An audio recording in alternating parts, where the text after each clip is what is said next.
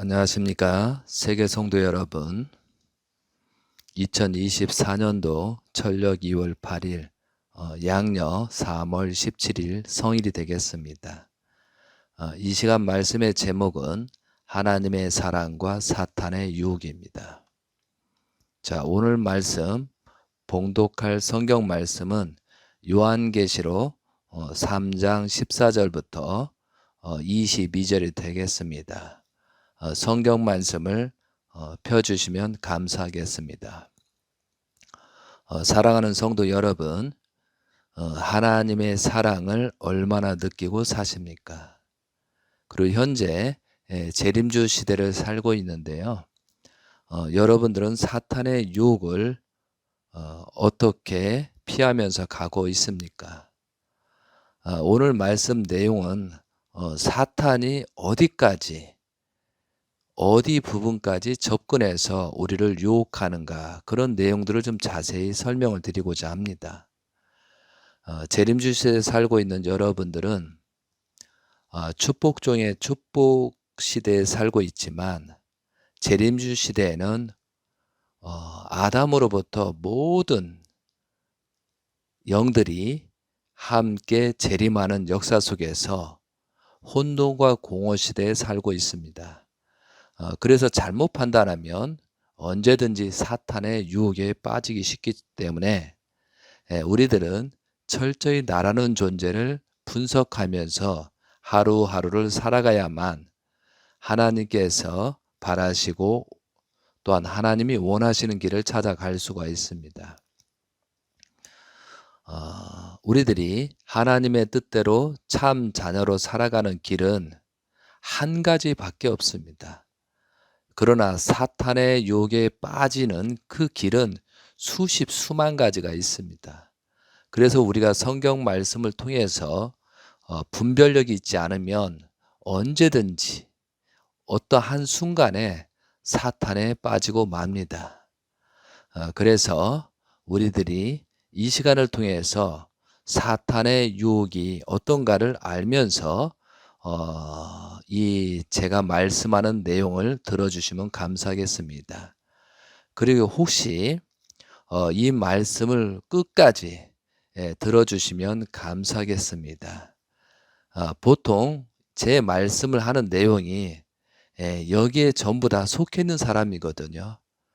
그렇지만 이 내용을 끝까지 듣고 우리들이 스스로 나 자신을 자가 진단해서 새롭게 거듭나는 그런 길을 가야 되겠습니다. 그러므로 끝까지 경청해 주시면 감사하겠습니다. 자, 펼쳤으면 요한계시록 본문을 들어가도록 하겠습니다. 요한계시록은 제가 유튜브에 강의한 내용이 있습니다. 강의한 내용들이 있거든요. 그 내용을 들으시면 자세히 알 수가 있습니다. 오늘은 제목처럼 그런 내용들을 생각하면서 성경 말씀을 여러분께 말씀을 드리고자 합니다. 자, 요한계시록 중에 전반에 7교회에 보내는 편지가 있습니다. 이 7교회에 보내는 편지는 재림주 시대에 맞이해야 될 성도들에게 재림주를 온전히 맞이해야 할 수 있게끔 교육하는 교육 내용입니다. 그리고 7번째 라오디게, 오늘 본문에서 말씀드릴 라오디게 교회는 7천사가 나팔을 불고 7천사가 대접을 쏟고 7천사가 나팔을 불 때의 시점으로 안식일입니다. 하나님께서 직접 치리하는 시대입니다. 그러므로 라오디게에 편지 보내는 내용은 하나님께서 치리하는 시대 성도들의 자세가 어떠해야 되는가, 이거에 대해서 우리한테 교훈을 주는 내용입니다. 자, 그러면 3장 14절 본문을 들어가도록 하겠습니다. 라오디게아 교회 사자에게 편지하라. 아멘이시오, 충성되고 참된 증인이시오. 하나님의 창조의 근본이신 이가 이르시되 내가 내 행위를 아노니 내가 차지도 아니하고 뜨겁지도 아니하도다. 내가 차든지 뜨겁든지 하기를 원하노라. 16절 내가 이같이 미지근하여 뜨겁지도 아니하고 차지도 아니하니 내 입에서 너를 토하여 버리리라. 내가 말하기를 나는 부자라 부유하여 부족한 것이 없다 하나 내 곤고한 것과 가련한 것과 가난한 것과 눈먼 것과 벌거벗은 것을 알지 못하는도다. 18절 내가 너를 권하노니 내게서 불로 연단한 금을 사서 부유하게 하고 흰옷을 사서 입어 벌거벗은 수치를 보이지 않게 하고 안약을 사서 눈에 발라보게 하라. 물은 내가 사랑하는 자를 책망하여 징계하노니 그러므로 내가 열심을 내라 회개하라.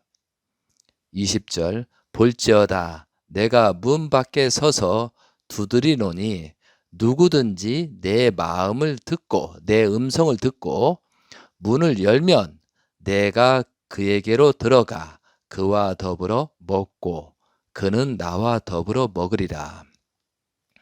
이기는 그에게는 내가 내 보좌에 함께 앉게 하여 주기를 내가 이기고 아버지 보좌에 함께 앉은 것과 같이 하리라. 귀 있는 자는 성령의 교회들에게 하시는 말씀을 들을지어다. 재림주 시대입니다. 현재는. 그런데 우리가 뜨겁지도 않고 그죠? 차지도 않는 미지근한 입장이 되면 하나님도 없지할 수 없다라는 말씀입니다. 그래서 지금은 선악을 정확하게 분별해서 온전한 생활을 하도록 우리는 최선을 다해야 되겠습니다. 저는 오늘 이 본문 내중에 계시록 3장 20절입니다. 여러분과 함께 다시 한번 봉독하도록 하겠습니다. 볼지어다 내가 문 밖에 서서 두드리노니 누구든지 내 음성을 듣고 문을 열면 내가 그에게로 들어가 그와 더불어 먹고 그는 나와 더불어 먹으리라. 어떻게 보면 참으로 잘 알 것 같은 내용인데 여기에는 심오한 내용이 있다는 것이죠. 여기에서 문을 열면 내가 그에게로 들어가라는 말 있잖아요. 하나님의 말씀을 믿고 너의 마음과 몸속에 나를 받아들이면 하나님의 축복이 가득해진다는 뜻입니다. 그런데 여기서 먹으리라는 식탁 한 식구, 한 가족과 함께 한다는 뜻입니다. 하나님께서 식구처럼 가족처럼 함께 하신다는 뜻입니다. 내 음성을 듣고 문을 열면의 의미는 내 마음을 믿고 내 말씀을 믿고 실천하면 하나님께서 성령으로 역사하심을 뜻하는 내용입니다. 하나님을 중심하고 마음과 몸이 하나 돼서 개성을 완성을 하면 하나님의 성령이 임한다는 뜻입니다. 그런데 내 음성을 듣고 문을 열면은 하나님은 인간에게 자율성과 책임 분담을 주셨기 때문에 인간 스스로가 마음을 열고 하나님의 성전이 되기를 고대하신다는 뜻입니다. 그리고 하나님은 인간에게 책임 분담을 주셨기 때문에 하나님도 책임 분담에 대하여 간섭할 수 없는 것입니다. 하나님은 천지 창조에 있어서 원리적이며 창조의 질서 법도를 가지고 창조하신 분이십니다. 그러므로 하나님도 창조의 질서 법도를 지켜야 합니다. 예로서 아담과 하와가 타락하는 것을 보시고도 간섭하지 않으신 이유가 여기 있습니다. 어떻게 보면 간단한 거잖아요. 누구든지 내 음성을 듣고 문을 열면 내가 그에게로 들어가 그와 함께 더불어 먹고 그는 나와 더불어 먹으리라. 그런데 여기서 문을 열면이잖아요. 이것은 마음의 문을 열고 내 몸을 하나님께서 쓰실 수 있는 입장이 되야 된다는 것이죠. 그래서 하나님께서 창세기 1장 27, 28절에 보면 하나님의 형상대로 사람을 창조하셨습니다. 남자 여자를 창조하시고 생육하고 번성하고 만물을 주거라는 3대 축복을 주셨잖아요. 그런데 하나님이 임할 수 있는 그런 개성을 완성을 해야 되는데 그러지 못했다는 거잖아요. 그랬을 때 지금 재림주 시대를 맞이해서 문을 열라라고 외치고 있습니다. 이제 너한테 무한히 축복을 주겠으니 문만 열으란 뜻입니다. 그런데 사탄들의 유혹에 빠져서 우리들은 거짓과 참을 구분하지 못하는 그런 입장이 있다는 것이죠. 그리고 이 내용에서 우리들은 중요한 사실을 알아야 하겠습니다. 하나님이 타락한 인간들에게 구원할 수 있는 조건입니다. 그런데 하나님께서는 책임 분담이 95%라면 인간 책임 분담은 5%입니다. 하나님께서 아무리 하려고 해도 그 인간들이 5%의 책임을 짓지 못하면 결과적으로 섭리는 연장될 수밖에 없다는 것이죠. 그래서 하나님은 문을 열면 모든 것을 다 해주겠다는 뜻입니다. 여기서 말하는 문은 무엇인가 우리는 잘 생각해야 됩니다. 나입니다. 하나님께서 너보고 우리들을 보고 성전이 되라고 했는데 사탄이 자기를 심어놓고 그 자기를 유혹하는 것이잖아요. 눈이 밝아진다고 그랬잖아요. 선악과를 따먹으면. 그것은 뭐냐면 하나님을 모실 수 없는 자기를 심어놨다는 거죠.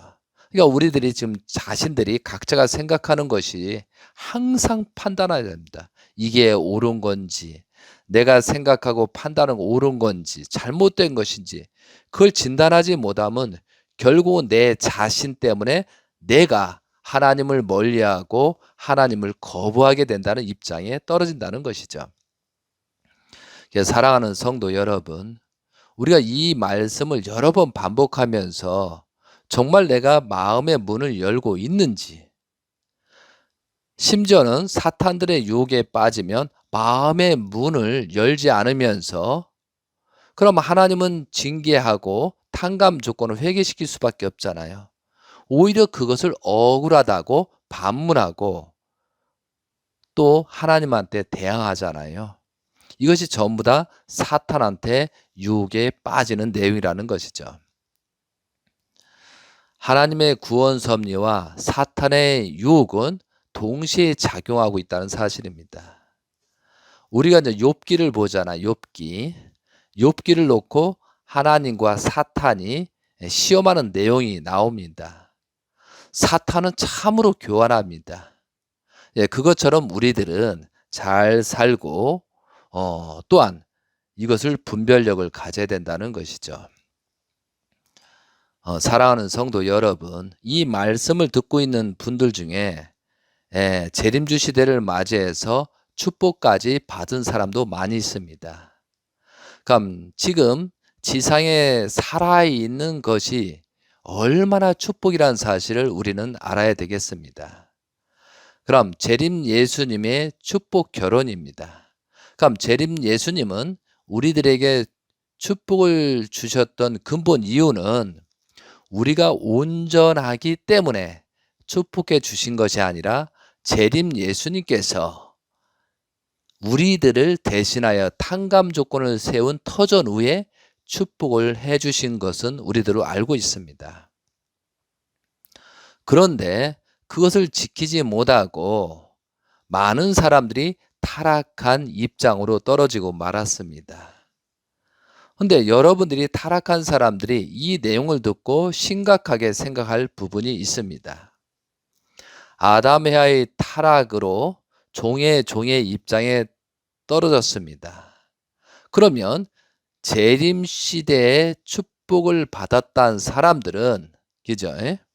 어떤 입장에 떨어질 거냐 이거죠. 그럼 복귀 섭리 종적인 8단계는 종의 종에서 종의 입장, 양자, 서자, 친자, 어머니 자리, 아버지 자리, 하나님까지 이게 종적인 8단계입니다. 그러면 아담과 하는 어디서 떨어졌느냐? 종의 입장, 종, 양자, 서자, 친자. 타락하기 전엔 친자의 입장에서 떨어졌습니다. 그래서 천사한테 역주감 받아가지고 4단계가 떨어진 것입니다. 이제 그것을 복귀하기 위해서 하나님은 6천년 동안 구원 섭리를 하신 것입니다. 그리고 현재 우리가 살고 있는 모습입니다. 그러니까 우리들은 종 입장에 현재 살고 있는 것입니다. 모든 사람이 그렇다는 거예요. 그리고 축복받은 사람은 단계가 올라갔을 것입니다. 그런데 종의 입장에서 하나님께서는 아담 하와로부터 복귀 섭리를 진행했습니다. 그 예로서 노아 때 홍수 심판 이후에 새롭게 출발하려고 했지만 함의 실수로 말미암아 함의 아들 가나안이 종의 종으로 떨어졌습니다. 이것을 다시 회복하기 위해서 400년 후에 엄청난 탕감 조건을 세우고 아브라함이 종의 입장에서 종으로 회복하는 입장이었습니다. 아버지 데라에서 나오는 섭리를 했습니다. 데라는 우상 숭배를 했던 사람입니다. 400년 후에, 그러면 이때까지 뭐예요? 아담으로부터 2000년 후에 다시 종의 입장을 회복하는 복귀 섭리가 진행됐습니다. 근데 여러 가지 조건을 세웠지만 결국은 아브라함도 삶재물을 실수합니다. 그러므로 400년이라는 그런 또 후손들이 고통을 받게 됩니다. 이것 또한도 뭐예요? 400년 동안 애굽에서 종의 입장에 떨어져서 엄청난 고통을 받고 있습니다. 제가 왜 자꾸 이런 말씀을 드리느냐? 여러분들, 현재 살고 있는 여러분이 잘못하면 종의 입장이고 더 떨어진다고 지금 말씀을 하고 싶어서 말씀을 드리는 것입니다. 자, 그래서 아담과 하와가 타락으로 말미암아 2000년이 온 다음에 아브라함을 통해서 복귀 섭리가 진행되잖아요. 그리고 결국은 400년 동안 삼재물 실수로 말미암아 400년 동안 고통을 받고 모세 때에 비로소 종의 입장으로 출발합니다. 그 종의 입장에 출발해서 다시 가나안 복귀나 여러 가지 느끼고 다시 타락됨으로 말미암아 2000년 동안 모세로부터 그죠? 2000년 동안 예수님이 오시 전까지 엄청난 고통을 받고 종의 입장을 회복하기 위한 하나님의 복귀 섭리가 진행됐던 것입니다. 그럼 예수님을 죽인 유대 민족들은 어디까지 떨어졌느냐? 하나님의 아들 친자를 몰라보고 사탄의 유혹에 빠져서 예수님을 죽였습니다. 그러면 종의 입장에서 종의 입장으로 떨어졌다고 볼 수가 있습니다. 다시 종의 입장으로 떨어졌다는 것이죠. 그리고 예수님을 직접 죽인 관련자들은 그 이상으로 떨어졌다고 봐야 되지 않습니까? 자, 그들은 또한 현재까지 2000년 동안 재림 주님 시대를 맞이해서 엄청난 예수님이 영계로 가신 이후에 유대 민족들은 2000년 전 엄청난 심판을 받았습니다. 그리고 거에 관련된 모든 인류가 심판을 받는 조건이 되었습니다. 유대 민족 중심 인물이 잘못으로 말미암아 그러한 심판을 받았다는 것이죠.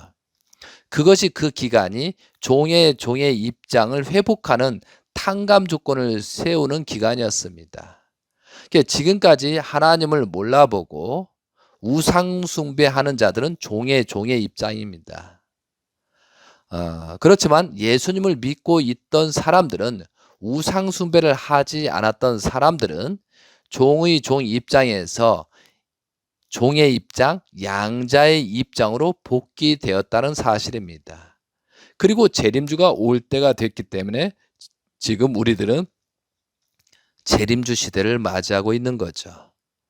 그러면 여러분들이 재림주 시대에 또 온전한 삶을 알면 수천 년이 가서 종의 입장을 회복하는 그런 탕감 노정이 있다는 것을 분명히 예시되고 6천년 복귀 섭리가 그랬기 때문에 우리 각자 한 사람이 얼마나 중요한 이치에 있는가를 다시 한번 우리가 확인할 필요가 있다는 것이죠. 제가 이렇게 복귀 섭리를 설명하는 것은 사탄편에서는 굉장히 싫어하는 내용일 것입니다. 왜냐하면 그들의 정체를 지금 밝히고 있는 것이기 때문에 그들은 싫어할 것입니다. 더불어서 이 말씀을 듣고 있는 사람들이 좀 싫다라고 하면 그만큼 어떻게 보면 타락성이 많고 사탄의 유혹에 빠진 입장이 될 수가 있습니다. 자, 그러면 현재 우리들은 재림주 시대를 살고 있습니다. 그럼 재림 예수님으로부터 축복받은 사람들이 타락하였다면 어느 입장까지 떨어질 것이냐, 이것이 문제인 것이죠. 여러분, 이거에 대해서 깊이 생각할 필요가 있는 것입니다. 이것을 분립하지 못하면 그들에게 역주감 받는 것입니다. 그러니까 재림 예수님을 통해서 축복을 받고 타락했던 사람들을 잘 선별하고 분립하지 못하면 여러분 그 사람들 유혹에 엄청나게 빠지기 쉽다는 것이죠. 아담과 하와는 타락하지 않았다면 친자 입장이 되었습니다. 그리고 3대 축복을 이뤘을 것입니다. 그와 마찬가지로 재림주 시대를 맞이해 축복받은 사람들이 타락하지 않았다면 엄청난 발전이 되고 하나님의 아들, 딸로서 그 후손들은 살아갈 것입니다. 그래서 축복받았던 사람들이 타락하였다면 어디까지 떨어졌을 것이냐, 이것을 우리는 다시 깊이 생각해야 됩니다. 아담과 하와가 타락은 미완성기에 타락했습니다. 그리고 결혼하기 전에 타락했습니다. 그런데 그들은 사탄의 역주관을 받았기 때문에 종의 입장에 떨어졌다는 것이죠. 그렇다면 축복받았던 사람들이 타락하였다면 어디까지 타락했을까? 재림주께서 축복을 받았던 그 위치는 서자 입장이 조건이 될 수도 있고 양자 입장이 될 것입니다. 그리고 재림주님의 참된 혈통은 친자 입장부터 출발이 되겠죠. 그럼 우리는 서자의 위치, 양자의 위치에서 어디까지 떨어졌느냐 이거죠. 그러면 종의 입장에서 서자까지가 4단계입니다. 그러면 복귀 섭리 관점으로 볼 때 타락한 사람들은 종의 입장에서 4단계 밑으로 떨어졌다는 입장을 수리적으로 알 수가 있는 것입니다. 그러면 아담 하와의 타락은 종의 입장이었지만 재림주를 통해서 축복을 받았던 사람들은 종에서 종의 4단계가 떨어진 완전히 사탄한테 고통받고 유혹에 빠지는데 사탄들의 종한테, 그리고 3단계 내려간 종들한테 지금 구속을 받고 있는 입장이라는 사실이죠. 이럴 때 우리의 같이 살아가는, 동시성에 살아가는 사람들을 볼 때 그 구분을 우리가 하고 있어야 된다는 것이죠. 그러면서 그들과 분립하면서 조건을 세우지 않으면 바로 넘어간다는 거죠. 사탄들은 유혹의 묘수가 있고 유혹의 천재입니다. 그러니까 온전한 사람들은 유혹할 줄 모릅니다.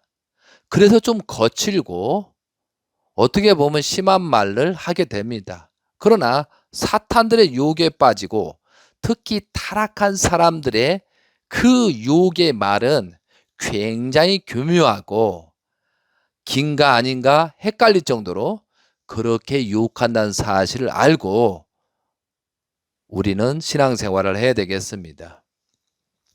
그리고 그들은 많은 실적을 내려고 노력합니다. 그렇지만 결국은 그 실적을 내더라도 결국은 종의 입장에 떨어져 있기 때문에 결국은 사탄한테 빼앗기고 만다는 것이죠.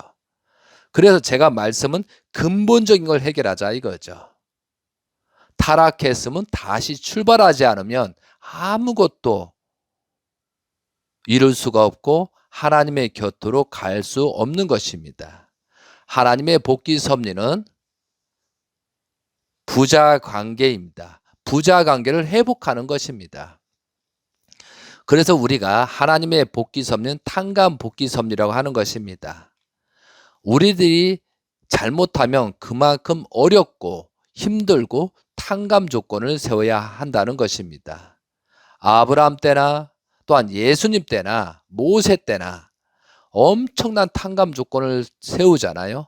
이것은 뭐 성경 말씀은 소설책이고 하나의 지나가는 과거라고 생각한다면 굉장히 큰 오산이라는 것이죠. 그들은 축복을 받지 않은 상태에서 살아갔지만 엄청난 고통을 받잖아요. 근데 재림 시대에 축복을 받았던 사람이 타락했다. 이것은 엄청난 그보다도 엄청난 가중된 탕감 조건을 세울 수밖에 없는 것이죠. 근데 그들은 특히 참 가정을 비난하고 있고요. 오히려 재림주 말씀을 부정하고 그러면 재림주의 근본 목적은 무엇이겠어요? 참된 혈통이잖아요. 참된 혈통을 복귀하는 거잖아요. 아담 해아로부터 타락한 내용을 근절하고 선의 혈통, 하나님이 바라시고 원하시는 참된 혈통을 가는 게 근본 목적이잖아요. 자, 그렇게 가고 있고 그렇게 하나님은 섭리를 진행하고 있습니다. 지금 여러분이 알든 모르든 사탄한테 유혹을 받든 뭐든 간에 재림 예수님께서는 창조 목적을 완성한 실체를 이 땅에 세우시고 대신자를 문영진 천일국 왕님으로 세워놨습니다. 2008년부터 30세 전후에서 그렇게 하셨잖아요. 그런데 섭리는 중심 인물을 통해서 가는 것입니다. 그럼 재림 주님을 통하지 않고 또한 참된 혈통을 통하지 않고 어디서부터 우리는 어떠한 영향을 받아서 가야 되느냐 이거죠. 그래서 저는 아버님 성하고 난 다음에 정말 다 잃어버린 줄 알았습니다. 모든 것을 다 잃어버린 것을 알고 희망이 없다고 봤는데 대신자, 재림주님께서 대신자를 천명하시고 대신자의 참된 혈통을 통해서 갈 수 있는 그런 길이 있다는 사실을 알고 나서 엄청난 기쁨이고 부족하지만 지금도 조금이나 조건을 세우려고 노력하고 있습니다. 그럼 중심이 없으면 어떻게 할 거냐 이거죠. 그래서 우리가 복귀 섭리를 모르게 되면요 자기 진단을 할 수가 없습니다. 또한 자가 진단을 할 수가 없다는 것이죠. 자, 통일가가 지금 왜 어려워지고 있습니까? 자, 성화하신 이후에 그죠? 성화하신 이후에 지금 통일가가 어떻게 되고 있나 우리는 자가 진단을 할 필요가 있습니다. 이것을 제가 폭로한다고 기분 나쁘다고 할 것이 아니고 스스로 우리들은 자가 진단을 해야 된다는 것이죠. 왜 비난받는 입장이 됐는가? 그럼 엄청나게 재산이다 모든 것이 기반이다 조직이다 올라왔는데 왜 지금 망하고 있을까? 이것을 깊이 생각해야 된다는 것이죠. 그래서 우리가 무엇이 문제인지를 잘 확인해야 된다는 것이죠. 제가 천정궁에 근무하다가 2013년도에 나왔습니다. 그리고 조금이라도 조건을 세우기 위해서 노력하고 있습니다. 그런데 지금 아직까지도 가정연합이든 먹고 사는 의식주 아무 개념 하는 사람들이 많은 사람이 죽고 있고 심판을 받고, 최근에는 많은 기업들이 또 한 가지 IMF도 아닌데 부도나고 있습니다. 뭐 선원건설이다 여러 기업체들이 문제가 생겼다고 뭐 법정 관리가 들어갔네, 그런 얘기를 지금 듣고 있거든요. 또 많은 재산, 땅을 팔아먹고 있다는 사실을 듣고 있습니다. 정말 잘하는 모습이라면 그런 모습이 없어야 되잖아요. 그럼 우리는 무엇이 문제인가 짚어야 된다는 것이죠. 사탄의 유혹에 빠지지 말고 말입니다.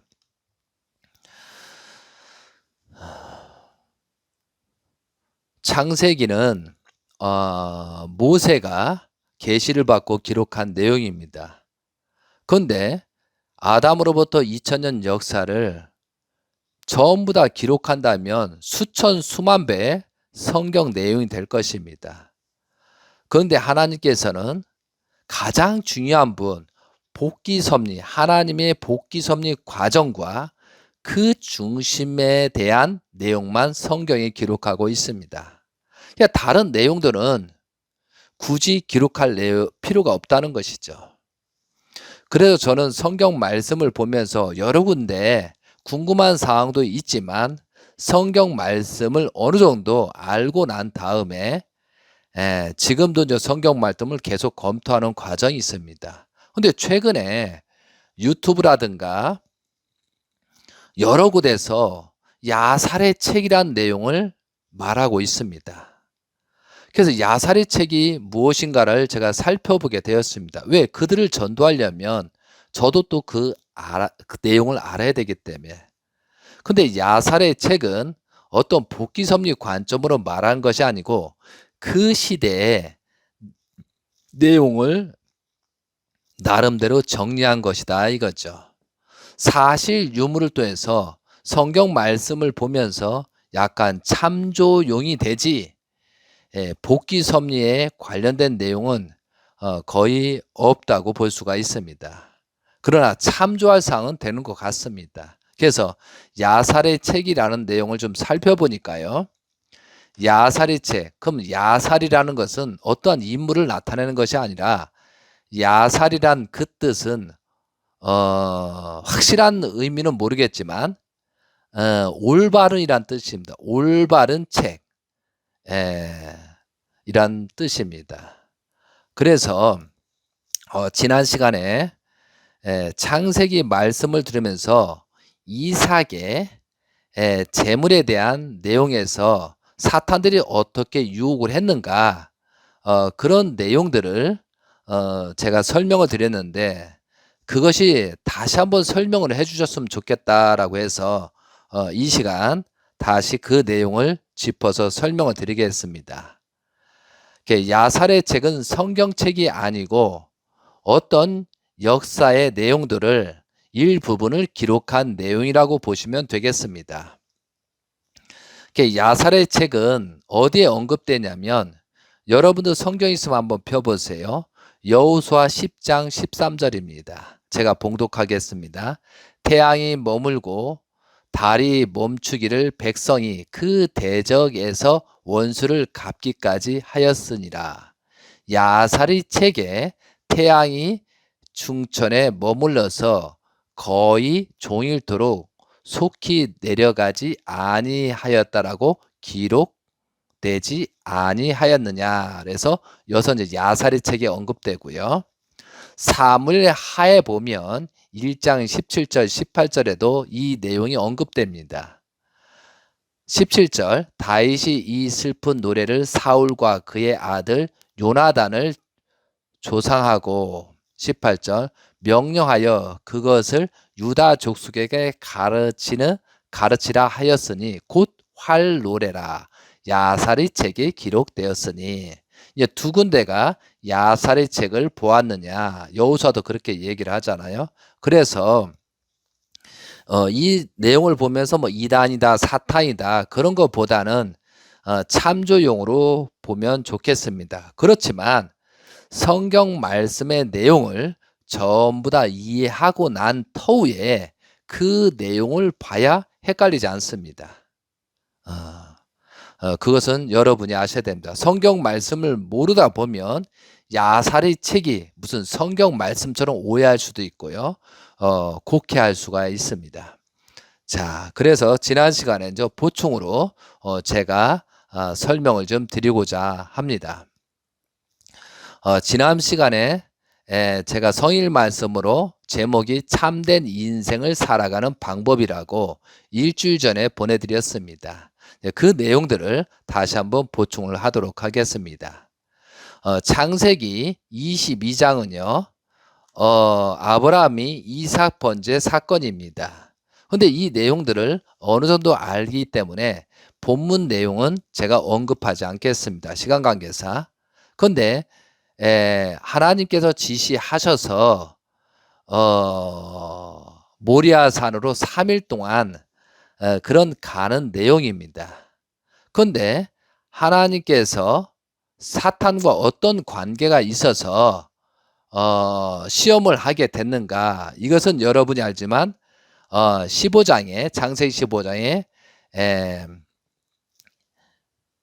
아브라함이 삼재물 실수로 말미암아 번제 사건이 있게 된 것입니다. 그것을 탕감 조건에서 하나님께서는 이삭 번제라고 우리는 그렇게 알고 있잖아요. 그런데 야살의 책에서는 참조 내용으로 이런 내용이 있습니다. 자, 야살의 책 22권에 46절부터 55절에 있습니다. 여러분이 이 내용을 듣고 이런 경우도 있었구나 라고 참조하시면 되겠습니다. 하나님의 아들들이 스스로 여호와 앞에 와서 서는 날이 이르렀을 때 사탄도 그 하나님의 아들들과 함께 여호와 앞에 섰다.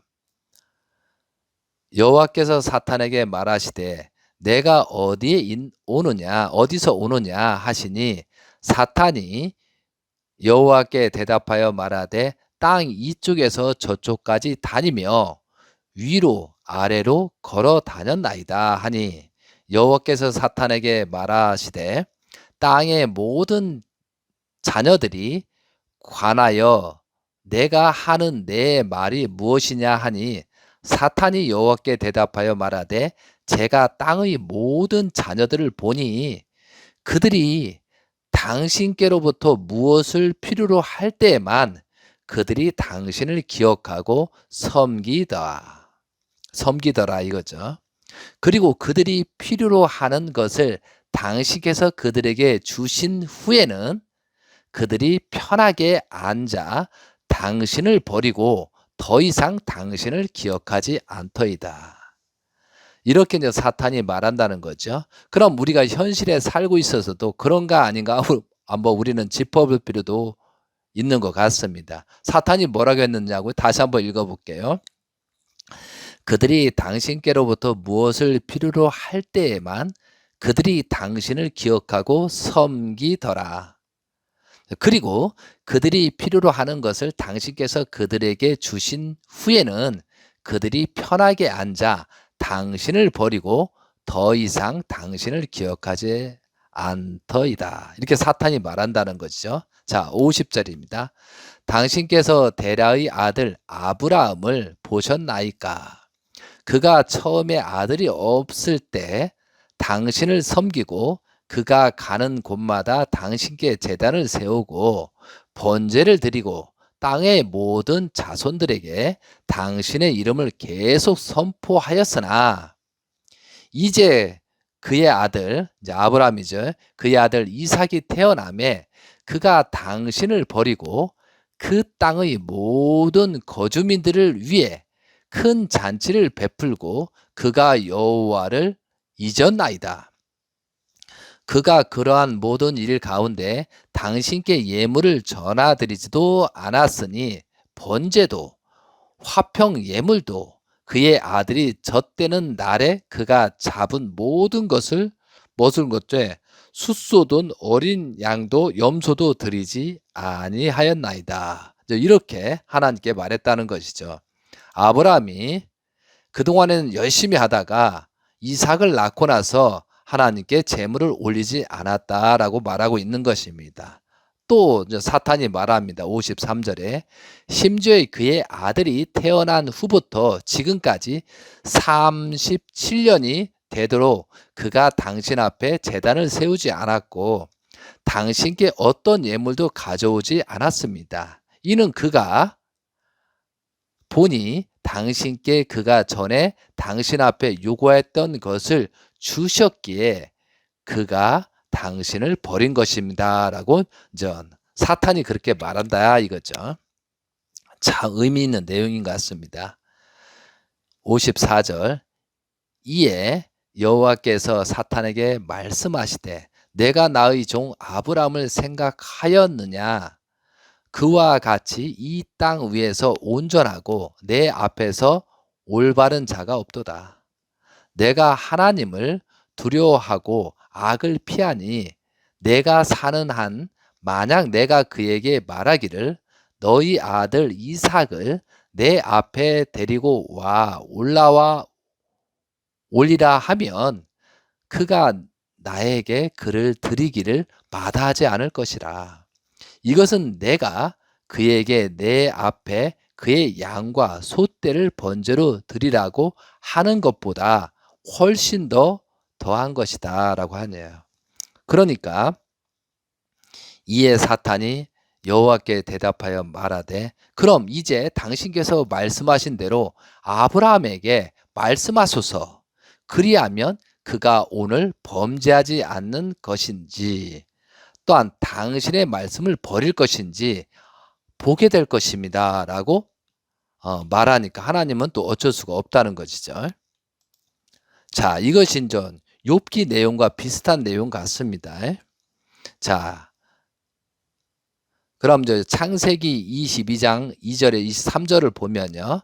여호와께서 이르시되 내 아들 내 사랑하는 독자 이삭을 데리고 모리아 땅으로 가서 내가 내게 일러준 한 산 거기서 그를 번제로 드리라. 아브라함이 아침에 일찍 일어나 나귀의 안장을 지우고 두 종과 그의 아들 이삭을 데리고 번제에 쓸 나무를 쪼개어 가지고 떠나 하나님이 자기에게 일러준 곳으로 가더니 여기에서 야살의 책에서는 두 종인데 두 종이 하갈의 아들 이스마엘과 그의 종 엘리에셀이라고 기록되어 있습니다. 참조하시기 바랍니다. 그리고 제3일이 아브라함이 눈을 들어 그곳을 멀리 바라본지라. 야살의 책에는 사탄의 유혹이 나옵니다. 모리아 산에 가는 내용은 3일 노정이라 하잖아요. 사탄 분립 기간이라고 우리는 말씀을 많이 듣고 이거 재림주를 통해서 말씀을 듣고 있잖아요. 사탄의 유혹이 어떻게 유혹이 됐는가를 제가 보겠습니다. 야살의 책 23권 25에서 39절 내용입니다. 아브라함이 그의 아들과 길을 걷고 있는 동안 사탄이 매우 나이 많은 모습으로 겸손하고 겸허한 분위기로 아브라함에게 다가왔다. 그가 아브라함에게 다가오며 그렇게 말하되 내가 어리석고 잔인하여 내 유일한 아들에게 오늘 이 일을 행하고자 가고 있는가? 하나님께서 너에게 너의 노년에 한 아들을 주셨는데 내가 오늘 그를 죽이려고 가는가? 그분은 폭력을 행하지도 않는데 내가 너의 유일한 아들의 영혼을 이 땅으로부터 멸하려 하는가? 그러면서 사탄이 아닌 것처럼 유혹을 하는 것입니다. 이 일이 여호와로부터 올 수 없다는 것은 너는 알지 못하며 이해하지 못하는가? 이것은 하나님이 말한 게 아니고 다른 사탄이 말했다고 사탄이 말하고 있는 것입니다. 심각하죠. 그렇게 유혹이 있다는 거죠. 이에 여호와께서 내 아들을 죽이라고 말씀하실 수 없으며 그런 악을 사람 위에 행하실 수 없기 때문이라. 아브라함이 이것을 들었고 그들이 여호와의 길로부터 그를 빼내기를 위해 노력하는 사탄의 말임을 알았다. 이에 아브라함이 사탄의 음성을 들으려 하지 않았고 아브라함이 그를 꾸짖으니 그때서야 사탄이 떠나갔더라. 사탄이 얼마나 교묘합니까? 자기가 유혹을 하면서 하나님은 그렇게 하지 않는 분이다. 절대 자식을 번제하라고 안 하는 거 그것은 사탄이 하는 것이니까 듣지 말라. 이렇게 얘기했다는 것이죠. 얼마나 사탄이 교활합니까? 자, 이제 아브라함이 안 되니까 사탄이 누구한테 들어가느냐? 이게 29절부터 내용인데요. 사탄이 돌이켜 이삭에게 다가왔다. 그가 젊고 매우 호의적인 모습, 그죠? 아브라함과 나타날 때 다르잖아요. 그러니까 사탄은요, 가장 그 사람이 원하고, 그죠? 어떻게 보면, 그죠? 가장 이상으로 생각하는 그런 형태나 사람을 보는데 그 형상으로 사탄이 나타난다는 것이죠. 자, 다시 한번 읽어볼까요? 사탄이 돌이켜 이삭에게 다가왔다. 그가 젊고 매우 호의적인 모습으로 이삭에게 나타났다. 그가 이삭에게 다가와 그에게 말하되 너의 어리석은 아버지가 오늘 아무 까닭도 없이 너를 죽이려고 하는 것을 내가 알지 못하여 이해하지 못하는가? 그러므로 이제 나의 아들아 그의 말을 듣지도 말고 귀 기울이지도 말라. 이는 그가 어리석은 노인이기 때문이라. 노만 걸렸다. 너의 소중한 영혼과 아름다운 모습을 이 땅에 없어지지 않게 하라. 이렇게 사탄이 유혹했어요. 그런데 이삭이 이것을 듣고 아브라함에게 말하되 나의 아버지요. 아버지도 이 사람이 말하는 것을 들으셨나이까. 이렇게 얘기한 거죠. 33절 이에 아브라함이 그의 아들 이삭에게 대답하여 말하되 그를 경계하고 그의 말을 듣지 말며 그에게 귀 기울이지 말라. 이는 그가 사탄이기 때문이며 그가 오늘날 하나님의 명령으로부터 우리를 떼어 놓으려고 노력하고 있는 것이다. 그리고 아브라함이 여전히 사탄을 꾸짖느니라. 사탄이 그들로부터 떠나갔으며 그가 그들을 이길 수 없음을 보고 그가 그들로부터 자신을 숨겼다. 그리고 그가 길을 가고 있는, 그러니까 사탄이 다른 방법을 쓴다는 거죠. 그리고 그가 길을 가고 있는 그들 앞으로 지나가며 그가 자신을 길 중에 큰 강으로 변형시켰다. 아브라함과 이삭의 그의 두 젊은 남자가 그곳에 이르렀으니 그들이 큰 물처럼 크고 강력한 강을 보게 되었다. 그들이 그 강으로 들어가 그것을 통과하는데 그 물이 처음에는 그들이 다리 높이에 이르렀다. 그들이 그 강의 더 깊은 곳으로 들어갔고 물은 그들이 목까지 차올랐다. 그들 모두가 그 물로 인해 두려워 떨었고 그들이 그 강을 건너고 있는 동안 아브라함은 그곳을 인지했고 전에는 거기에 물이 없었다는 것을 알았다. 아브라함이 그의 아들 이삭에게 말하되 이곳에는 물도 없고 강도 없었다는 것을 내가 아노라. 그러므로 지금 이 모든 것은 사탄이 우리에게 행하고 있는 것이니 오늘날 우리는 하나님의 명령으로부터 빼어내기 위함이다. 이 말은 뭐예요? 사탄이 지금 아브라함과 이삭에게 환상을 보여주는 것입니다. 물이 바다처럼 이렇게 차 있는 것을 보여준 못 건너가게 하려고 하는 그런 환상을 보여줬다는 것이죠. 그래서 저는 이런 내용을 보면서 한번 우리가 많은 옛날에 과거에 들었지만 어떤 사람이 어느 가다가 헤매고 밤새 헤매다 온 사실도 있거든요. 도깨비에 쏠렸다고 그런 옛날에 그런 말을 들었습니다. 그러면 우리가 현재 보고 있는 내용이라든가 사탄이 환상으로 보여주고 우리 꿈이나 몽시라고 하면서 내가 하나님이다, 내가 참부모다, 내가 누구다 하면서 엄청나게 나타날 수 있다는 것을 우리는 알아야 되겠습니다. 사탄은 수단과 방법을 가리지 않고 그렇게 하고 있다는 것이죠. 자, 그래서 이제 이 환상을 보고 나서 아브라함이 그를 꾸짖고 그에게 말하되 오 사탄아, 여호와께서 너를 꾸짖으신다. 우리로부터 떠나가라. 우리는 우리가 하나님의 명령에 의해 가고 있기 때문이라. 이에 사탄이 아브라함의 음성을 듣고 두려워 떨며 그가 그들로부터 떠나갔고 그곳은 처음에 그랬던 것처럼 다시 마른 땅이 되었다라고 이제 기록이 되어 있습니다. 자, 그리고 이제 아브라함이 이제 삶 제물을 올리는 내용 중에 야사렛 제 23권 49쪽부터 어떠한 심정으로 제물을 올렸는가를 우리는 한번 알아볼 필요가 있습니다. 아브라함이 번제 예물을 위한 나무를 취했고 그것을 그의 아들 이삭에 올려놓고 그가 불과 칼을 취하고 그들 둘이 그곳에서 나아갔다. 그들이 함께 갈 때 이삭이 그의 아버지에게 엽주되 보소서 제가 불과 나무가 여기 있는 것을 봅니다. 그런데 여호와 앞에 번제 예물이 될 어린 양은 어디 있나이까? 이에 아브라함이 그의 아들 이삭에게 대답하여 말하되 여호와께서 어린 양 대신에 온전한 번제 예물로 나의 아들 너를 선택하셨노라.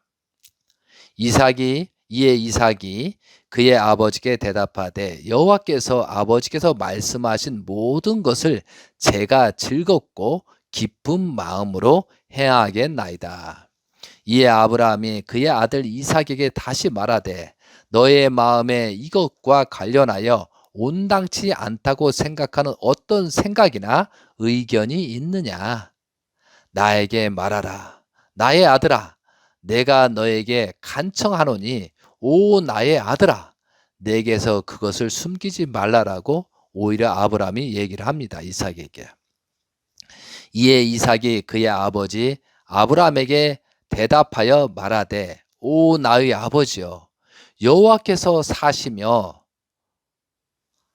아버지의 영혼이 사시는 한 그분께서 아버지께서 말씀하신 말씀으로부터 저를 하여금 오른쪽으로도 왼쪽으로도 벗어나게 할 것이 제 마음속에 아무것도 없나이다. 이에 대해 팔도 근육도 움직이지 않았으며 제 마음속에 이것과 관련하여 어떠한 생각이나 악한 의견도 없습니다. 저는 이 일에 대해 즐겁고 기쁜 마음이며 오늘날 여호와 앞에 번제 예물로 선택되었다는 것으로 인해 저는 여호와께 축복을 받은 사람입니다.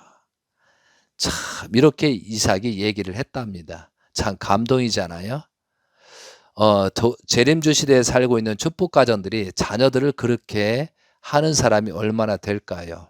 참 이 내용을 보면서 죽음에 앞서 놓고 이삭의 발언은 대단한 내용입니다. 이에 아브라함이 이삭의 말에 크게 즐거워했고 그들이 함께 나아가 여호와께서 말씀하셨던 곳에 이르렀다. 아브라함이 그곳에 제단을 세우러 다가갔다. 아브라함이 울었고 그들이 제단 세우는 일을 마치기까지 이삭은 돌과 모든 재주를 취하였다. 아브라함이 나무를 취하여 그가 세웠던 제단 위에 올려 놓았다. 그가 그의 아들 이삭을 취하여 그를 제단 위 나무 위에 올려놓기 위해 그를 묶었으니 그를 여호와 앞에 번제 예물로 드리기 위해 죽이기 위함이었다. 이때 이삭이 또 말입니다. 이삭이 그의 아버지에게 말하되 제가 움직이지 않도록 칼이 제 육체 위에 임할 때에 벗어나지 않도록 그리하여 번제 예물을 더럽히지 않도록 저를 단단히 묶으소서. 그리고 저를 제단 위에 올려 놓읍소서 하니 아브라함이 그렇게 행하였더라 이거죠. 혹시라도 내가 다른 마음이 있어서 몸을 움직일 수 있고 도망칠 수 있으니까 꼭꼭 묶으라고 아버지께 간청을 하는 내용입니다. 대단하잖아요. 이삭이 여전히 그의 아버지께 말하되 오 나의 아버지여 아버지께서 저를 죽이고 예물로 드리기 위해 태울 때 나의 죄를 취하여 나의 어머니 사라에게 가져다 주소서. 그리고 그녀에게 말씀하여 주소서. 이것이 이삭의 향기로운 향이라.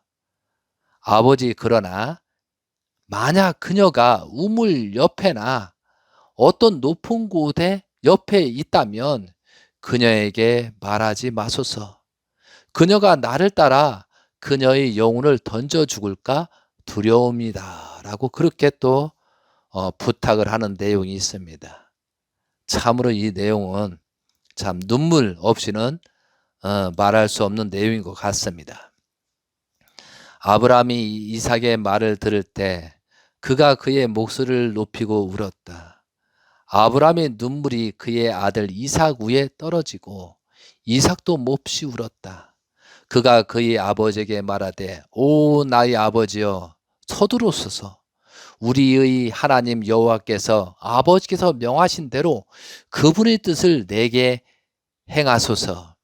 이에 아브라함과 이삭의 마음이 이 일에 대해 기뻐하였으니 이는 여호와께서 그들에게서 명하셨기 때문이라. 눈은 몹시 울었으나 마음은 기뻐하였다. 아브라함이 그의 아들 이삭을 묻고 그를 나무의 제단에 놓고 그 제단 위에서 이삭이 그의 목을 그의 아버지 앞으로 내밀었다. 아브라함이 여호와 앞에 번제 예물을 드리기 위해 그의 아들을 죽이고자 칼을 취하려고 그의 손을 뻗었다. 그때 여호와께서 아브라함에게 나타나서 하늘로부터 그를 부르시며 말씀하시되 내 손을 그에게 대지 말며 그에게 어떤 일도 행하지 말라. 이는 내가 내 유일한 아들을 아끼지 않고 이 일을 행함으로써 하나님을 두려워하는 줄 이제 내가 알았느냐 하면서 축복을 해주는 내용입니다. 그리고 옆에 양이 수풀에 묶여 있어서 그 양을 이삭 대신에 제물로 해서 모든 하나님에 대한 아브라함의 믿음, 이삭의 믿음이 절대적이었다는 사실을 우리가 알아야 되겠습니다. 그리고 이때 나이가 성경에는 기록이 없지만 37세, 8세라고 되어 있습니다. 자, 그러면 또 한 가지 더 한번 들어보겠습니다. 야사렛 제23권에 사탄이 아브라함과 이삭한테 실패하니까 또 사라한테 가서 유혹하기 시작합니다. 그러면 사라한테는 어떻게 유혹하는가 사탄의 움직임을 한번 보겠습니다. 야사렛 제23권 76절입니다.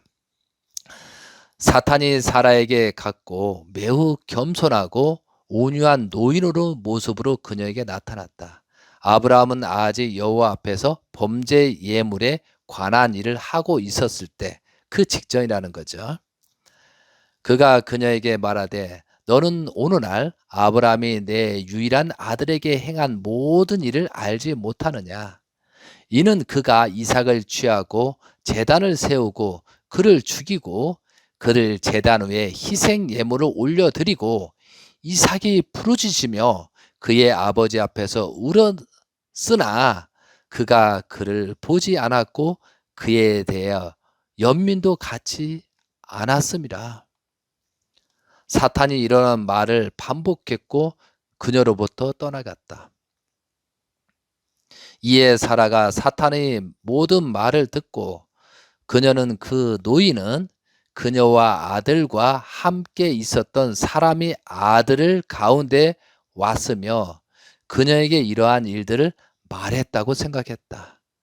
그러니까 사탄이 나타나는데 사탄이 아니라 다른 사람, 그 내용을 보고 온 사람이 말해준 것을 착각을 했던 거죠. 그만큼 사탄은 알지 못한다는 거죠. 그러니까 이제 예수님의 죽을 때도 가룟 유다한테 들어갔고 뭐 베드로한테 세 번 부인할 때도 들어갔고 이런 내용처럼 우리가 선악을 분립하지 못하면 사탄이 언제 어디서 나에게 들어온다는 사실을 모른다는 것이죠. 그 때문에 우리가 성경 말씀을 들고 복지 섭리를 알아야만 그래도 분립할 수 있는 능력이 생긴다고 저는 말하고 있는 것입니다. 자, 79절입니다. 사라가 그녀의 아들로 인해 목소리를 높여 울고 비통하게 울부짖었다. 그녀의 땅에 엎어지며 흙을 그녀의 머리에 뿌리고 말하되, 오 나의 아들아, 나의 아들 이사가, 내가 너를 대신해서 죽었더라면 하였다. 그녀가 계속 울며 말하되, 너로 인해 내가 슬프도다. 오 나의 아들아, 나의 아들 이사가, 오늘 내가 너를 대신해 죽었다라면 좋았을 뻔해서 이렇게 이제 한탄하고 괴롭고 자식이 죽는 모습을 보면서 그렇게 괴로워했다는 것이에요. 차라리 내가 죽었다. 이게 모성애가 다 같은 마음이잖아요. 그녀가 계속 울며 말하되, 내가 너를 기르고 너를 양육한 후로 너로 인해 내가 슬프구나. 이제 너로 인해 나의 기쁨이 슬픔으로 바뀌는구나. 내가 너를 간절히 기다리며 90세에 너를 낳을 때까지 하나님께 부르짖고 기도했도다.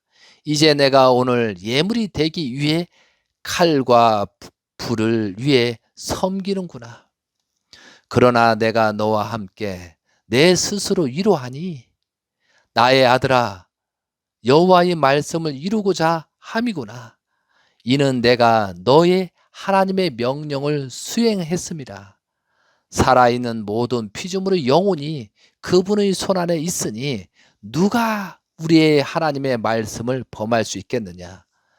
참 사라의 신앙과 기준은, 하나님의 절대적인 기준을 이렇게 말하고 있는 내용입니다. 대단한 내용이죠.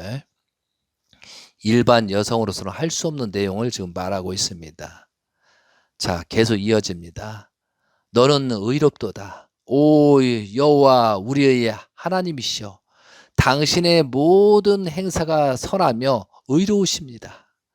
저 역시 당신께서 명하신 당신의 명령을 즐거워합니다. 나의 눈은 슬프게 울고 있으나 나의 마음은 기뻐합니다.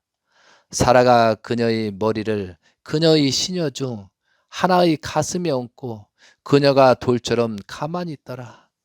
그 후에 그녀가 일어나 헤브론에 이르기까지 찾아 나섰다. 그녀가 길에서 걸으며 만나는 모든 사람들에게 물었으나 그녀의 아들에게 일어난 것을 그녀에게 말하지 못하더라.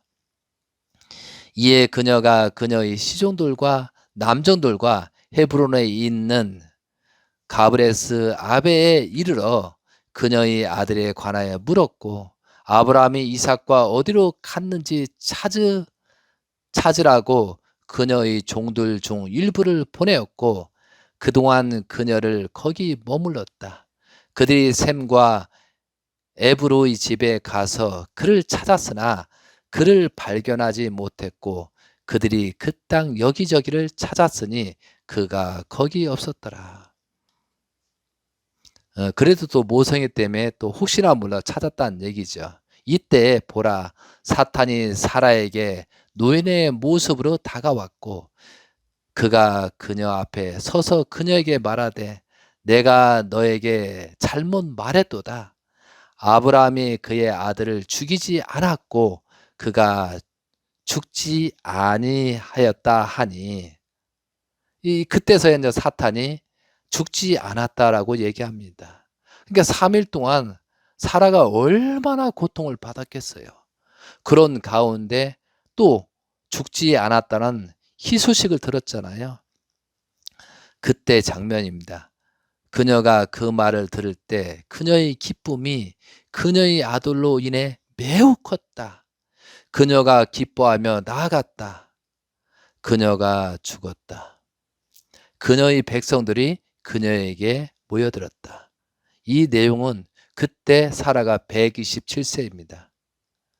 얼마나 기뻐서 3일 동안 죽었다고 알았는데 살았다는 사실을 알기 때문에 너무 기뻐서 혼이 나갔다라고 되어 있습니다. 성경에는 그런 내용이 없습니다. 그것처럼 아브라함과 이삭과 야곱의 이삭 번제의 내용이 이렇습니다. 여러분, 이 내용을 들으면서 우는 분도 있고, 그럴 수 있을까? 여러 가지 생각하는 사람도 있을 것입니다. 그러면 이 내용을 여러분께 접하면서 무슨 생각을 하고 계십니까? 근데 여기서 사탄의 유혹은 우리가 생각하는 것보다도 사생결단 전력 투구하면서 1% 가능성이 있다면 어떻게든 침투해서 하나님이 하시는 것을 방해하려고 하잖아요. 그거와 마찬가지로 예수님 때 유대인 바리새인들에게 얼마나 치밀하게 접근했을까요?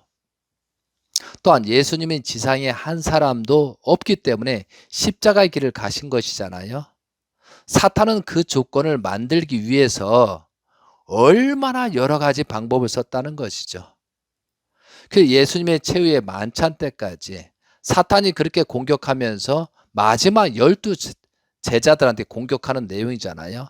그럼 예수님이 최후의 마지막 만찬 때 가룟 유다한테 들어가서 예수님을 팔잖아요. 베드로가 닭이 울기 전에 3번 부인할 것이라고 예수님이 당부했는데도 사탄의 유혹에 빠져서 베드로가 닭이 울기 전에 3번 예수님을 철저하게 부정하잖아요. 그리고 감람산에 올라가서 하나님께서 마지막 결단에 사생결단 보고 기도를 드립니다. 하나님께서 영계로 올라오라 하니까 하나님, 그래도 믿음의 기대가 있고 이 세 제자들이 기대를 세우고 있으니 이것이 합당하게 여기면 하나님의 섭리를 해달라고 통곡하는 내용입니다. 그리고 예수님께서는 제발 이 시간 단 몇 분, 몇 시간 동안 기도하는 동안만 졸지 말라고 부탁을 합니다. 근데 그 제자들은 졸았어요, 안 졸았어요? 사탄의 유혹에 빠져서 그 잠시도 참지 못하고 졸았습니다. 또 깨우고 다시 기도할 때 또 졸았습니다. 깨우고 3번이 반복되니까 결국은 모든 섭리를 걸고 그래 푹 쉬어라고 예수님께서 내려오셨습니다. 결국 십자가의 길을 가신 것이 예수님의 비극입니다. 제후 십자가에 걸렸을 때 오른쪽 공도에 그 말 한마디에서 영적 구원할 수 있는 기대를 세웠다는 거죠. 지상에 단 한 사람도 예수님을 온전하게 하나님의 아들이고 성전이라는 사실을 깨닫지 못했기 때문에 결국은 예수님은 십자가의 길을 갔다는 것이죠. 그러면 예수님 외에 다른 사람들이 얼마나 사탄한테 치밀하게 유혹에 있었기 때문에 거기에 다 빠져서 한 사람도 없었다는 사실이잖아요. 사랑하는 성도 여러분, 지금 우리는 재림주 시대에 살고 있습니다. 엄청난 사탄이 유혹이 받고 6,000년 역사의 모든 영들이 지금 재림한 시대에 우리는 살고 있습니다. 그런데 그 영들이 온전한 영들도 있을 수 있겠지만 대부분 하나님도 모르죠. 우상숭배하던 자들이죠. 그냥 평범하게 살고 생육하고 번성만 하는 경제복귀만 했던 그런 영인들이잖아요. 근데 재림주 시대를 맞이해서 온 영인들이 지금 역사하고 있습니다. 여러분이 지금 현재 우리들이 살고 있지만 나도 마찬가지지만 여러분도 맞지 모든 영인들이 수십 수만 종 수천 종류가 여러분의 영들이 조상들이 와 있다는 사실이죠. 그 실감 나십니까? 저는 가끔 느낍니다. 그럴 때 얼마나 유혹이 많겠어요. 6,000년의 탕감 조건을 세우고 복귀해야 되는 그런 과정이잖아요. 그럼 나로부터 내 부인을 통해서 사탄이 들어올 수 있고 자녀를 들어올고 내가 또 사탄 짓을 할 수 있고 그런 반복번이 수십 번 수만 번이 반복되고 있다는 사실이잖아요. 여러분도 그걸 지금 겪고 있다는 것이죠. 이것이 재림주 시대거든요. 축복 중에 축복 시대에 살고 있지만 그만큼 악령들이 구원을 받기 위해서 우리한테 역사하고 있다는 사실을 알면서 지금 나는 무엇을 하고 있지? 지금 나는 어떠한 입장에 있는가를 분석하지 못하면 지금 좀 전에 말씀드린 이삭에 번제될 때 그 사탄의 교묘하게 들어온 영이를, 악령들을, 사탄들을 피할 수 없다는 것이죠. 심각한 내용이잖아요. 사랑하는 성도 여러분, 우리는 그런 시대에 살고 있어요. 아주 위험한 시대에 살고 있어요. 그렇지만 이 기회를 넘기면 엄청난 축복 시대에 살고 있다는 것이죠. 그래서 지금 잘못이나 그런 내용들이 따질 게 아니고 앞으로 우리들이 어떻게 나갈 것이냐, 어떻게 살아야 될 것이냐, 그것을 여러분이 잘 분별하시기 바랍니다. 지금 벌써 재림 예수님께서 성하신 지 12년째가 다가오고 있습니다. 아직까지도 회개와 용서를 비는 모습이 나타나지 않습니다. 통국의 역사가 통일가에서 벌어지고 있지 않습니다. 전부 다 그 책임을 참가정이 잘못했다, 뭐 대신자가 잘못했다, 뭐 그러고 있잖아요. 어머니가 잘못했다, 그러는 집단체의 형성이 되고 있다는 것이죠. 이제 대신자이신 문영진 천일국 왕님께서는 모든 아버님 성화하고 나서 2013년 다시 모든 것을 종적인 8단계를 찾아 세우고 2021년도 비로소 하나님의 실체가 되고 2021년도 개인 완성, 2022년도 가정 완성, 2023 종족 완성, 손자까지 나왔습니다. 여러 명, 9명까지 지금 낳고 있습니다. 그런 기대에 지금 2024년도는 민족 복귀를 출발하고 있습니다. 사랑하는 성도 여러분, 지금은 종교가 어떻고 뭐 그게 중요한 게 아니고 하나님께서는 누구요? 대신자, 창조 목적을 완성한 재림주의 혈통으로부터 지금 섭리는 진행되고 있다는 것이죠. 모든 복귀 섭리는 중심 인물을 통해서 가는 것입니다. 성경이 그렇게 됐고 예수님이 중심 인물이었고 문선명 재림주가 중심 인물이었습니다. 그러면 중심 인물이 창조 목적을 완성한 참된 혈통을 낳고 대신자로 천명했습니다. 이건 부정하지 않잖아요. 그 부정하는 마음이 없다면 여러분은 현재 그 위치에 있지 않다는 것이죠. 이해되시겠습니까, 여러분? 오늘 이 말씀 중에 통일가는 어려워질 수밖에 없고 망할 수밖에 없습니다. 회개하고 용서를 빌지 않으면 지금 현재 잠깐 돈이 있더라도 이건 사라지는 것입니다. 그러나 이것이 중요한 것이, 내가 지금 오늘 성경 말씀의 봉독처럼 여러분, 내가 문을 열지 않으면 살 길이 없습니다. 오늘 말씀 본문에 계시록 3장 20절입니다. 다시 한번 읽겠습니다. 볼지어다 내가 문 밖에 서서 두드리노니 누구든지 내 음성을 듣고 문을 열면 내가 그에게로 들어가 그와 더불어 먹고 그는 나와 더불어 먹으리라. 제발 문을 열어주셨으면 좋겠습니다. 그 마음의 문을 열고 이렇게 사탄의 유혹에 빠지지 말고 정말 심정을 갖고 여러분이 온전한 삶을 살아가시기 바랍니다. 복귀 섭리는 하나님의 축으로 가고 있습니다. 어떤 종교적인 관점, 어떤 가정연합의 관점, 어떤 종교 집단체의 관점으로 가는 것이 아닙니다. 세계를 놓고 하나님은 섭리를 진행하십니다. 그렇기 때문에 저는 그것을 목격하고 있습니다. 저는 천정궁에 7년 동안 아버님을 정확하게 재림 예수를 보았습니다. 그리고 그 신부이신 어머님을 보았습니다. 성한 이후에 엄청난 변화가 회용두리가 지나가고 현재 엄청난 환란이 생기고 있습니다.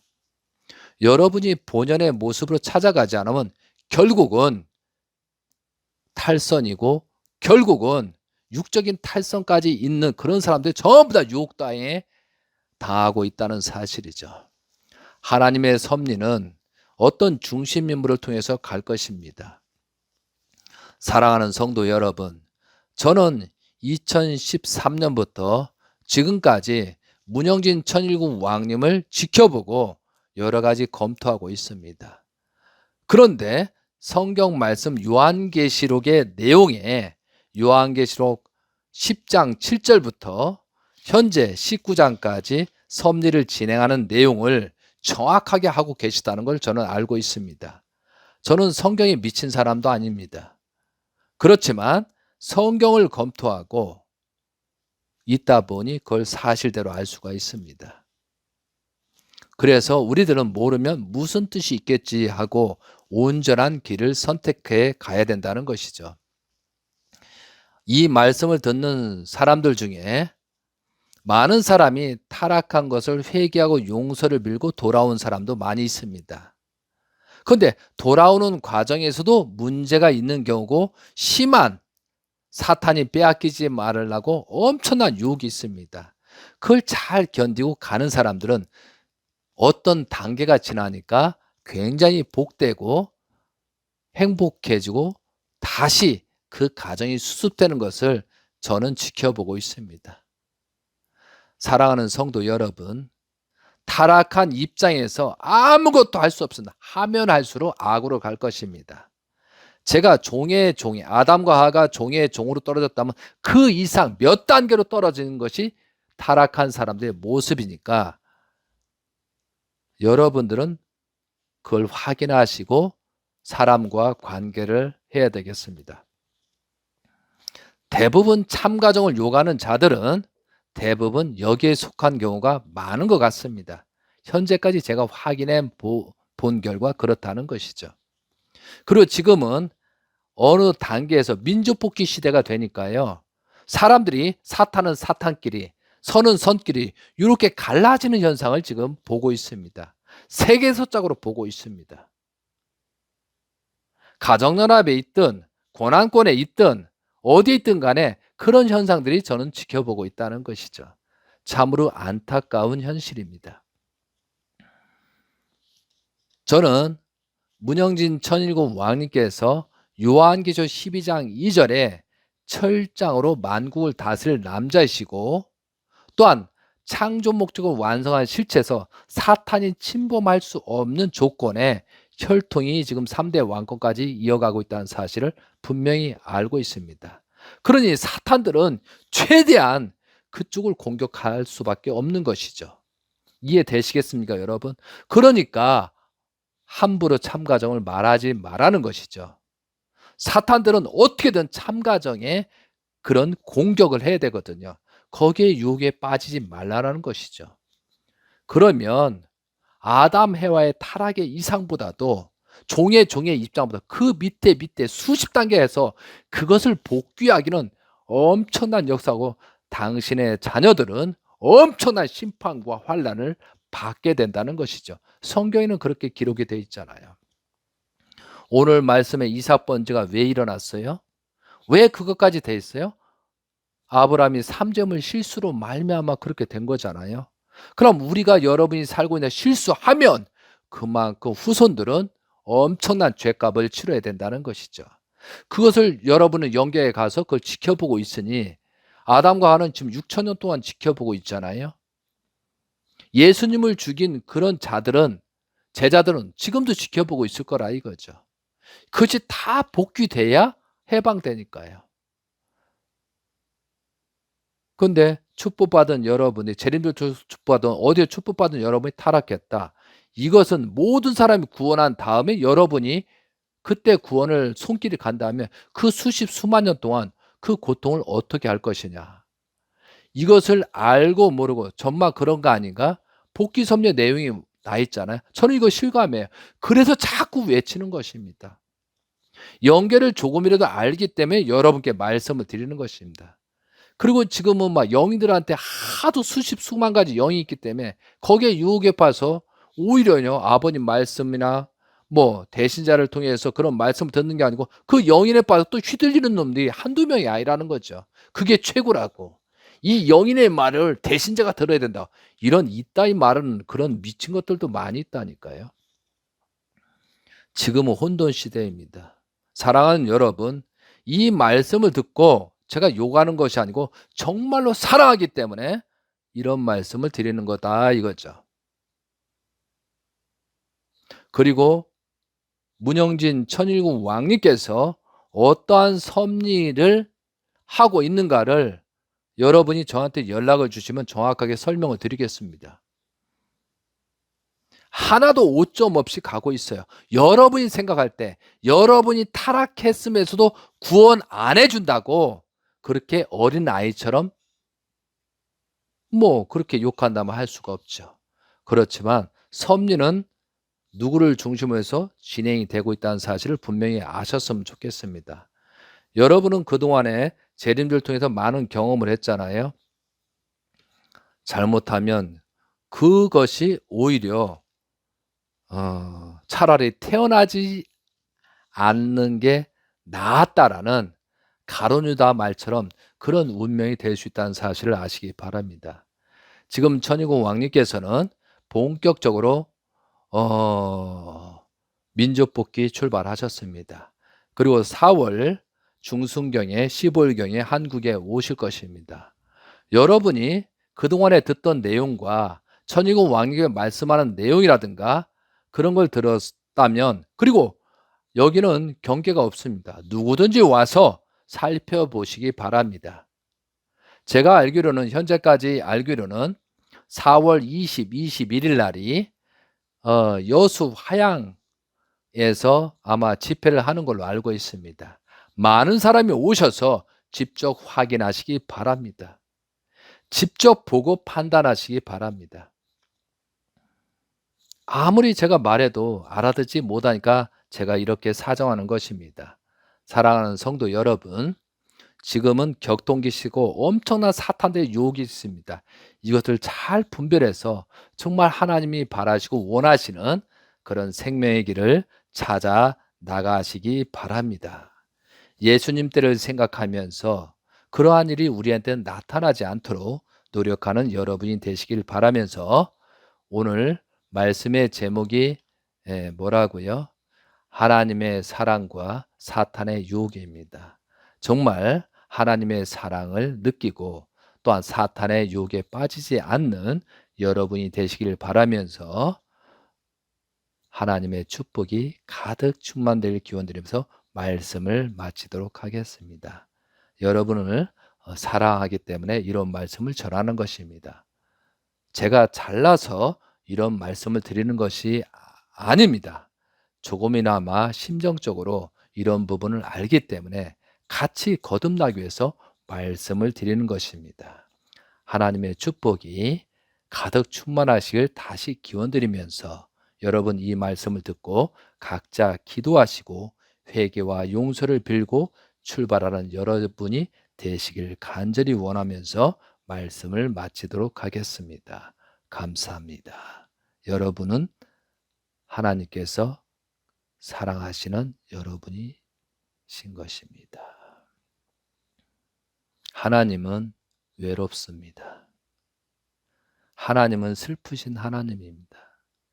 영계에 계신 예수님과 재림 예수님께서 여러분을 보시고 얼마나 안타깝게 생각할 것입니까? 그런 것을 조금이라도 아신 대신자는 섭리를 하고 계십니다.